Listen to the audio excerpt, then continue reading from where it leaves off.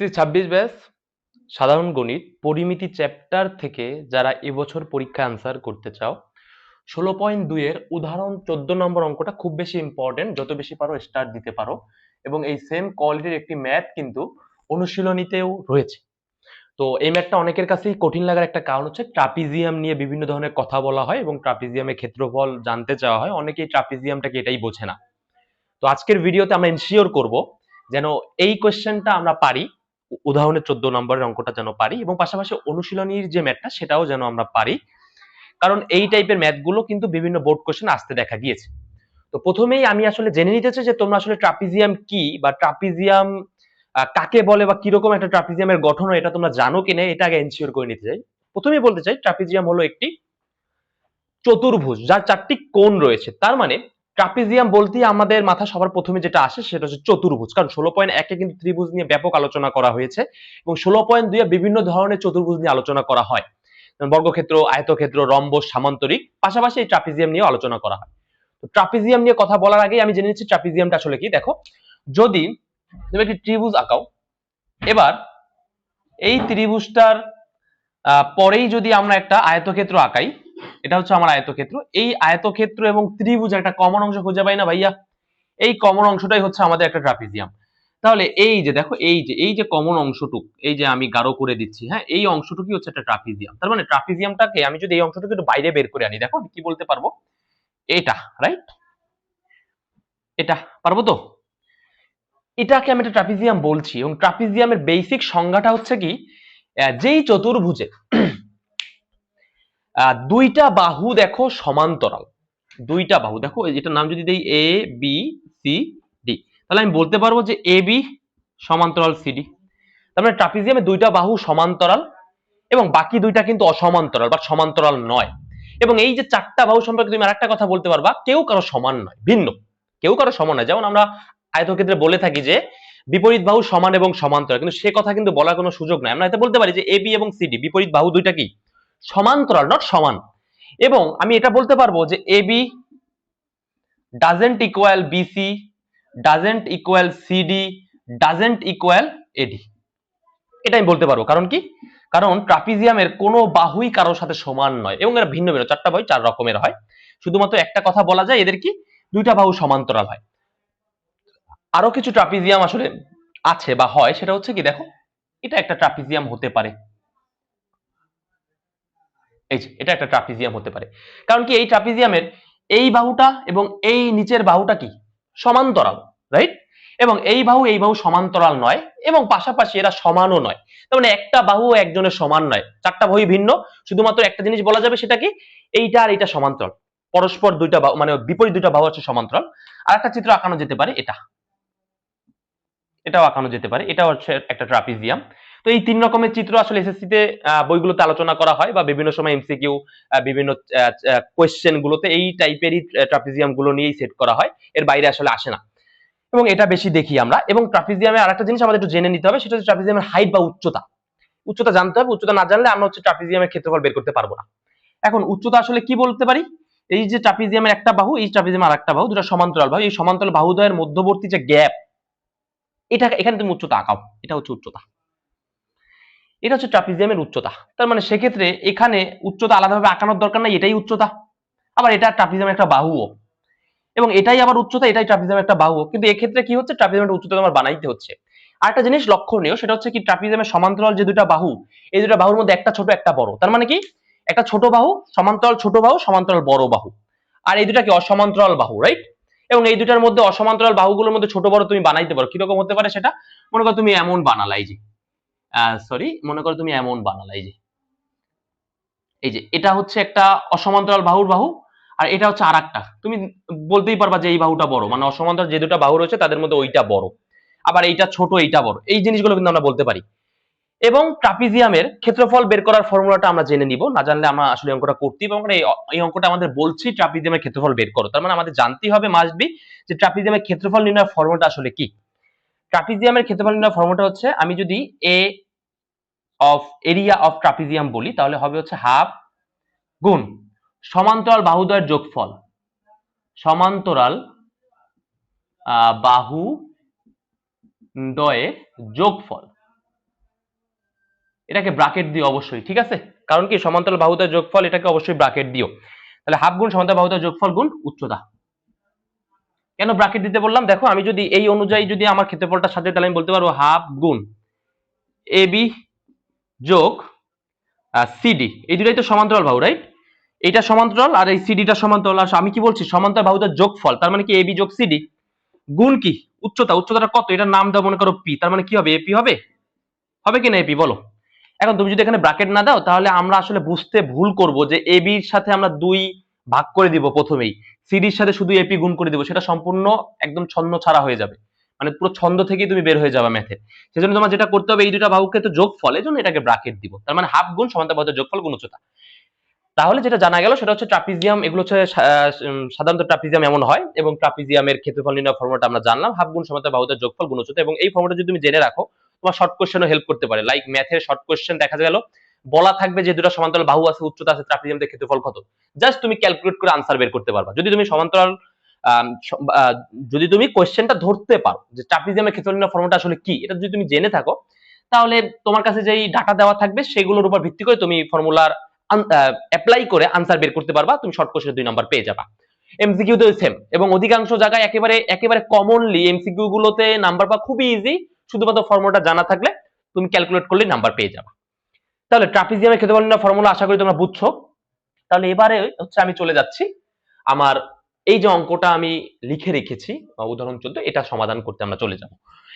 এবং আমরা ট্রাপিজিয়াম না, আসলে মূলত পরিমিতি চ্যাপ্টারে, পরিমিতি পুরো চ্যাপ্টারটাই যদি তুমি চিত্র আঁকাতে জানো, যেই কথাটা তারা বলবে কথার পরিপ্রেক্ষিতে যদি তুমি চিত্র বানাইতে পারো, লজিক্যাল চিত্র যদি তুমি বানাইতে পারো, তাহলে পরিমিতি তোমার কাছে কোনো ঘটনা না, যে কোনো পরিমিতির আনসার তুমি করে দিয়ে আসতে পারবা। এখন ভাইয়া আমি প্রথমে এখানে পড়ছি, একটি ট্রাপিজিয়ামের সমান্তরাল বাহুদ্বয়ের দৈর্ঘ্য, বুঝতেই পারছো, মাথায় একটা চিত্র এখনই সাজানো শুরু করো।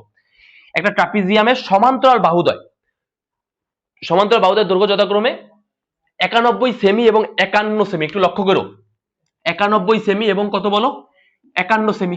তার মানে তুমি বুঝে গেলে যে দুটো সমান্তরাল বাহু থাকে, একটা ছোট একটা বড়, এবং ছোটটার নাম দিব ওই যে সেই 51, বড়টার নাম দিব 91, সেভাবে আমরা ভেরিফাই করে আমাদের ব্রেনের চিত্রটা আঁকানো শুরু করি। আরো কিছু পড়ি, পড়ার পরে আমরা একই সাথে চিত্রটা আঁকাবো। এবার কি বললো? অপর দুই বাহু, তার মানে কোনটা? বাম এবং ডানের যে দুটা বাহু তার কথা বলছে, কিন্তু অপর দুই বাহুর দৈর্ঘ্য যথাক্রমে কত? 37 সেমি ও 13 সেমি, রাইট?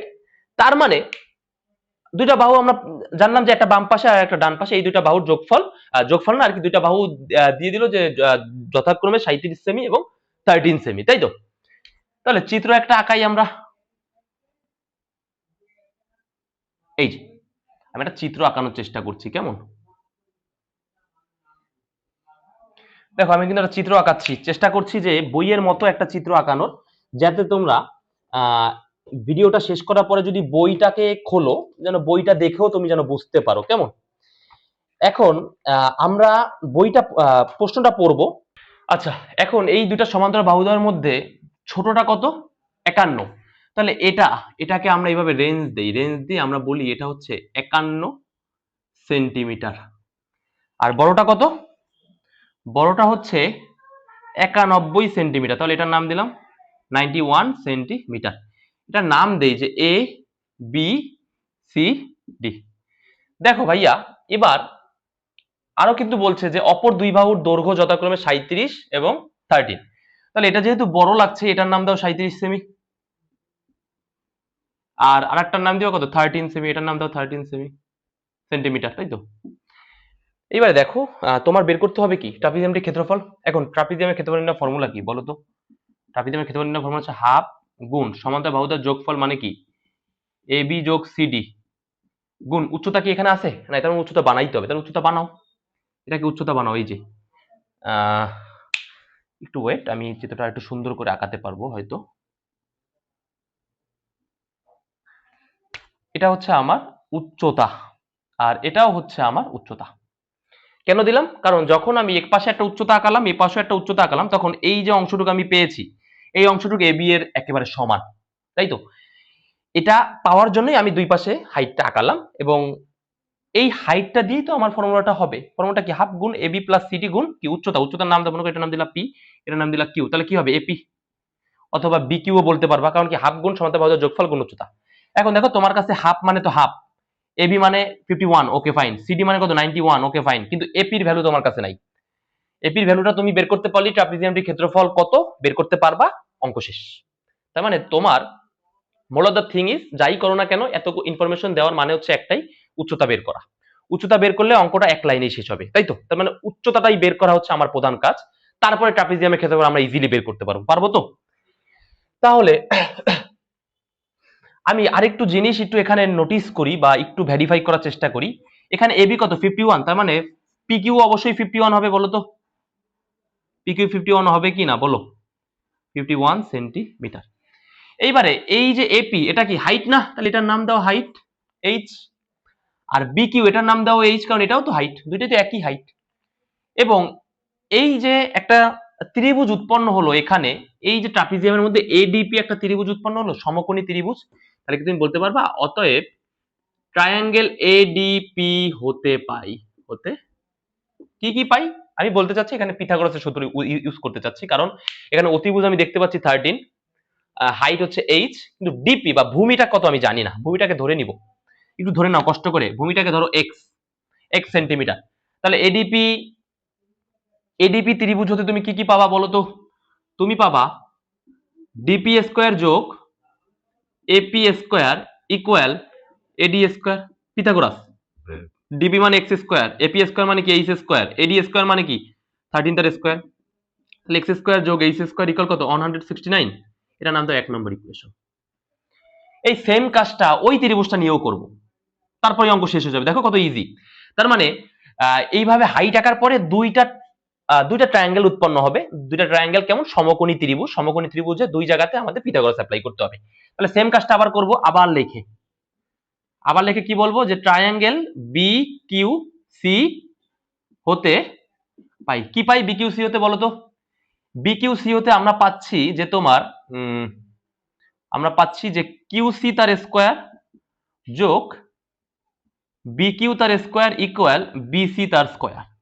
একটু লক্ষ্য করলে তুমি দেখবা কিউসির কোনো ভ্যালু তোমার কাছে নাই, কিন্তু বিকিউ মানে কিন্তু এইচ স্কোয়ার তুমি জানো, আবার বিসি মানে কি 37 তার স্কোয়ার, এটাও তুমি জানো, কিন্তু তুমি জানো না কোনটা বলো তো? তুমি জানো না হচ্ছে বিকিউসি, কিউসির ভ্যালুটা কত এটা তুমি জানো না। তার মানে কিউসির ভ্যালুটা কি আবার তুমি ওয়াই ধরবা না, কিউসির ভ্যালুটা দেখো এখান থেকে ক্যালকুলেট করে বের করা যায়, কিভাবে হতে পারে দেখো, আমি বলছি কি যে এখানে এখানে লিখি, হ্যাঁ এখানে লিখে আমি আরেকটা লাইন করতে চাচ্ছি, যে কিউসি মানে কি বলো তো?